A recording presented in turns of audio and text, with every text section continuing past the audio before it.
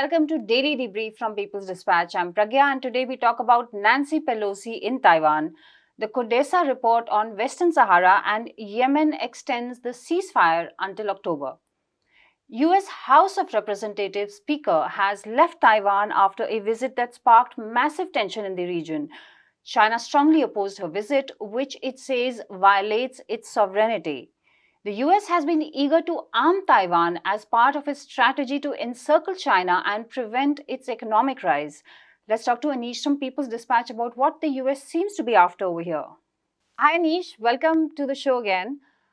Anish, can you walk us through the events of yesterday? What did Nancy Pelosi do in Taiwan and how did China respond? Well, have to begin by saying that the whole visit, for one, the date at least was not announced. We only had hints and you know talks here and there that she will be visiting. We've talked about this in the show as well and the channel. The whole thing yesterday, the entire program, her itinerary was basically to provoke China in many different ways. It was not only meeting; it was not just an official meeting with heads of various departments and branches of government that is there in Taiwan, but also to meet with dissidents and activists from Hong Kong and Taiwan in Taiwan. So it was pretty much an act of a political statement being made. And obviously, she made another political statement that the US will not abandon Taiwan. And that is a very problematic statement, obviously, as we know. China has responded. Obviously, there were, as we have all read, something that mainstream media across the world have highlighted more than the problems of the visit, which is that there were military drills done near the Taiwan Strait, very close to Taiwan's territorial waters. So, which is again another unprecedented thing that happened. But again, both sides were being provocative. In this case, obviously, the United States speaker obviously set the ball rolling to begin first. In many ways, if you actually also look at it, the issues that have been brought up by China is quite valid, because if you look at the way United States has maintained a certain level of diplomatic ambiguity around its relations with China, it has always been an attempt to keep the whole question about China's sovereignty at bay from US's foreign policy. But right now, with this visit, it's kind of throwing everything haywire. Right. Anish, can you also look into the mirror and see where we can go from here? I mean, where to go is like we are obviously in uncharted waters completely. This is the biggest escalation of tensions we have seen in East Asia. It's not just against China, in East Asia or the Asia Pacific region in recent times. And this is something that the United States is doing very single handedly. We have to remember that the one China policy is not something that only the People's Republic of China, as in the main China, uh, follows or demands other nations from. There's also something that the so-called Republic of China, that the rump state that runs as a government in Taiwan, also demands from the international community. It does not allow anybody who recognizes it to recognize PRC as well. So this is the sort of relation that we already have. So if you're maintaining that one China is the legitimate entity that has sovereignty over the entire lands that are called China, then you have to respect that basic minimum sovereignty. So this is something obviously the United States was never clear about. Again, we have known for years now, even after taking away the recognition that it had allowed the government in Taiwan. Uh, it has maintained an extensive arms race relationship with the government in Taiwan, and being the biggest exporter of or the biggest source of arms and missiles and all other sorts of military equipment. The United States has always maintained that sort of very try to balance it off many of the times, often trying to use Taiwan as this one strategic flashpoint that it can always use. This is something that many have actually pointed out in the past. And China obviously have pointed this out in recent years with Trump's provocations, where they have actually expanded the arms deals that they had with Taiwan, including expanding its ballistic capabilities. So this being done by a Democratic Party leader, the supposedly more moderate phase of the United States, you have to see that there is something war hawkish in the sense, because you're obviously trying to now throw open this Pandora's box that the United States never really tried to deal with, which is what does it really think about the sovereignty of China and the sovereign authority of China over everything it calls itself, including Taiwan and Hong Kong and Macau and other regions. So this factor will now become a big problem. Obviously, this is the nadir of US-China relations. So they really need to, we do not know how things will go from here. Obviously, Taiwan is also trying to use the United States against China, considering the current government under Tsai Ing-wen has always been one of those Taiwanese separatists that have actually called for declaring Taiwan as an official state, as Taiwan, rather than as the Republic of China, which has always been the reason for the status quo between the two entities. So, in many of these cases, many of the issues that are popping up are something that the international community have tried to keep at bay and never really Right. tried to lay their hands on. But we are really at this stage where we do not know what will happen now, because obviously something of the sort is not going to be taken lightly by China. And US is definitely trying to use a certain leverage uh, with Taiwan over China in these relations. Obviously, the encirclement part that you're talking about is also part of the larger game that is being played in East Asia. But this is something, a flashpoint that we never thought could actually happen even a year ago, to be very honest, or even when the year began this year. So again, we do not really know how it will go. We have to wait and watch. But the waiting part is the more difficult part, I guess. Right. The waiting part is more difficult. Thanks for joining us, Anish. The 4 month ceasefire between warring factions in Yemen has been extended by 2 months. The treaty expired on Tuesday, 2nd August, and will now last until October. It has meant fewer incidents of violence, death, and injuries in the conflict, which involves Yemen's Saudi backed government and the Houthis in the north of the country, despite occasional ceasefire violations.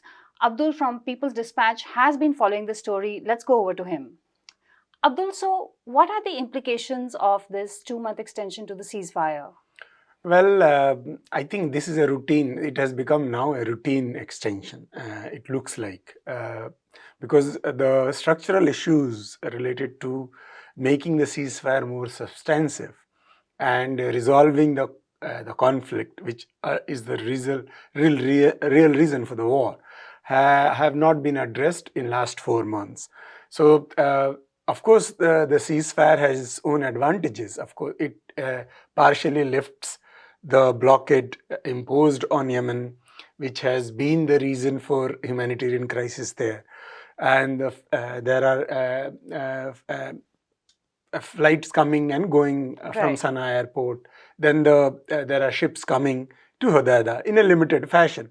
So it is providing some kind of relief to the people on the ground, and it is also giving much needed breathing space to different warring factions who were fighting for last 6 and 7 years.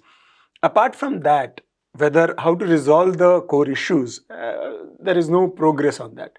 Despite the fact that there is, in last few days, there is a Omani attempt to mediate between the Houthis and the Saudi-backed coalition in the southern part of the country. Apart from that, there has been no serious attempt taken to kind of bring the parties on table and to basically make the ceasefire more substantive, long-lasting.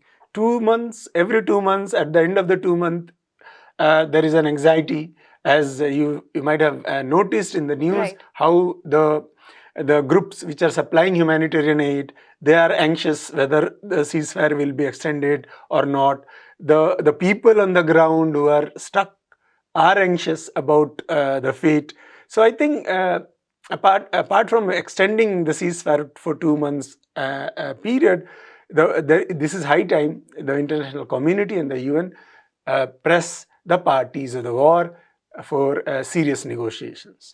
Right, Abdul. Abdul, can you also put the conflict in Yemen in its regional context, and also whether this looks like it is a way paving the way for long-lasting peace there?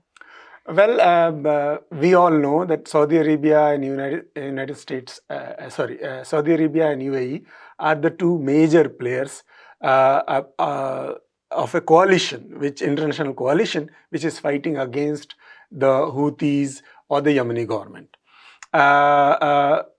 Claiming that the Houthis have misplaced, basically revolted against the legitimate government. At that time it was Hadi, now there is a presidential council. As far as the regional, of course Saudi Arabia has claimed that the Iran is backing the Houthis against their own interest. But basically the war in Yemen is primarily a war of imperialism. Saudi Arabia, being an ally of United States of America, has basically used its military power and its economic wealth to dictate terms to countries in the region, and always kind of manipulated the governments there. Houthis, of course, did not like such governments which they claim to be corrupt and anti-people. And that was the root cause for their revolt against then President Hadi in 2014-15.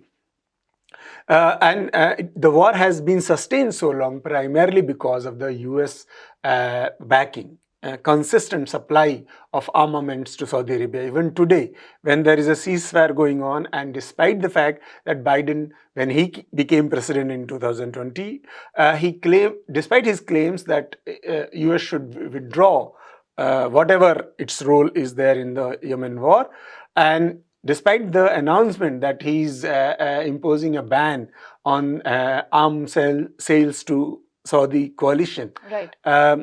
Even yesterday, Biden government approved a sale of more than $5 billion worth weapon to Saudi Arabia and UAE. They are calling it as defensive weapon, but weapons are primarily weapons. They can be used in whichever way the countries want to use it. And US policymakers are not naive. They know that the supply of weapon will strengthen Saudi Arabia, which when Saudi Arabia had agreed for the ceasefire 4 months back, there were the economic conditions and the political condition were unfavorable. But now, because of the boom in the oil prices, Saudi economy is booming, and now you are supplying weapons to it. So it may further complicate the matters on the ground. And I think more than regional, of course there are regional issues, it is the US and its NATO allies which are primarily responsible for the situation on the grounds in Yemen. Right, Abdul. Thanks very much for that update, and we'll be back with you in just another minute or two. CODESA, the Collective Sahrawi Human Rights Defenders, has mapped intensifying human rights violations by Morocco against Sahrawi civilians. The report is based on direct testimonies and on-site reporting from September 2020 to December 2021. It reports 944 instances from extrajudicial killings to violations of the right to assemble and move freely. It catalogues the extent of violations against political prisoners as well. Most political trials against Sahrawi civilians are against people who are protesting peacefully, the report finds. Let's return to Abdul on how this could come about and the factors that are involved. Abdul, what is the background to what the CODESA report tells us about Western Sahara? I think this has to do with the Moroccan occupation of Western Sahara. And as an occupying force, it has used different kinds of oppressive mechanisms, different kinds of oppressive measures to control the Sahrawis people's movement for self-determination.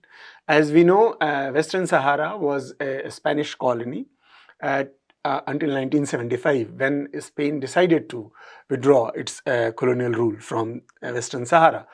After the Spanish withdrawal, Morocco, which is a neighboring country, claimed sovereignty over the territory, and its forces tried to control it. Of course, the common Sahrawi people who were fighting for independence for a very long time did not approve it, and they started a self-determination movement against Moroccan attempt to control the territory. Since then, the war between the Sahrawi people led by Polisario Front and Moroccan occupation forces went on until 1991, when the UN finally was able to kind of mediate and create a ceasefire. The terms of the ceasefire, as the CODESA report also says, have been violated by the Moroccan authorities time and again. And the international community, means UN and other international organizations, have failed to basically do what was due from them. And that basically that led to finally in 2020, the Moroccan forces again violating the 1991 ceasefire agreement, attacking the regions which were considered to be no-go areas for the Moroccan forces, and that has led to further intensification of oppressive mechanism and measures inside the Western Saharan territory.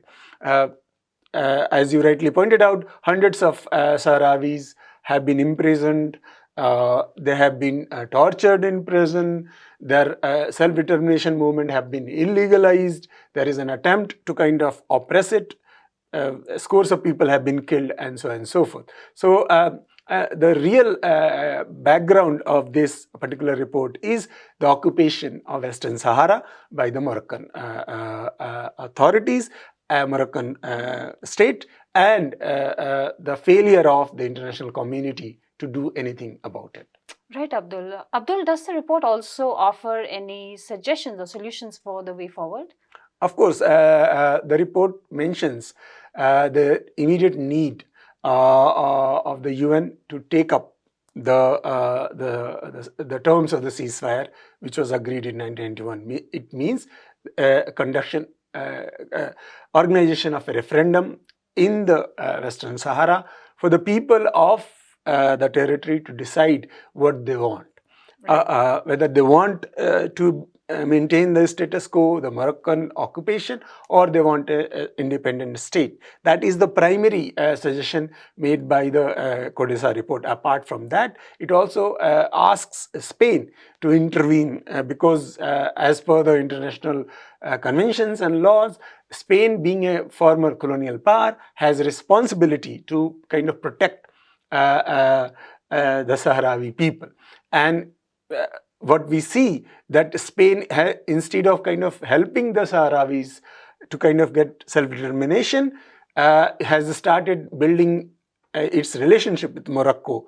Right. So that is the second suggestion in that report. The third, of course, the report talks about how there is a need of the coordinated effort by international organizations to kind of prevent Morocco on the immediate basis from carrying out the oppressive tactics, the continuous violations of the sovereignty of the Sahrawi people, primarily the military oppression, which means killing, detention, kidnapping, torture, and all these things of the Sahrawi people. Apart from that, it also talks about immediate halt of the loot of the Moroccan Western Saharan natural resources, which they claim, the CODESA is claiming, and the Sahrawi people are claiming that Moroccan state is trying to use the Western Sahara's resources for its own economic benefit at the expense of the Sahrawi people. So these are the few suggestions which are extended by the mentioned in the CODESA report. Right, Abdul. Thanks very much for your time. And that is all we have time for today. Thank you for watching Daily Debrief. Do come back to us tomorrow. Our website, peoplesdispatch.org, and social media on Twitter, Facebook, and Instagram bring you regular updates from around the world. Follow us and keep watching us.